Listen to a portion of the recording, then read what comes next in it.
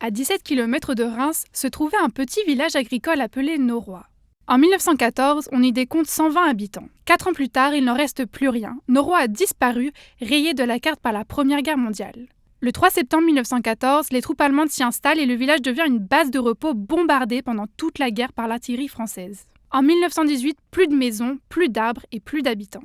Personne n'est revenu, seules quelques pierres subsistent encore aujourd'hui. C'était comme sur la Lune, tout était complètement détruit en poussière. L'État avait dans l'idée de faire un terrain militaire sur les monts de Champagne. Ils ont sûrement un peu poussé les habitants à ne pas habiter ici, de leur donner des dommages de guerre. Et les gens se sont installés donc dans les environs et même jusque dans les Ardennes où ils étaient réfugiés. Donc ils ont quand même décidé de construire cette chapelle, style art déco dans les années 1920. Ça a été assez compliqué de reconstruire quelque chose sur des débris, des décombres. Dans le cimetière, on retrouve encore des corps de soldats allemands. Au fur et à mesure, donc, on s'est rendu compte qu'ils étaient enterrés au-dessus des civils. Par exemple, dans une tombe, on a retrouvé donc un soldat allemand et en dessous un cercueil en zinc.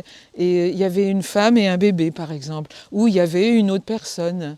Dans le village, des stèles indiquent l'emplacement des maisons qui ont disparu à cause des bombardements. Donc c'était Alfred Linguet, 39 ans, marié avec Anna, 34 ans, Aubert, avec une petite fille de 8 ans, et ils étaient cultivateurs. La nature a repris ses droits, mais on distingue encore les trous causés par les obus.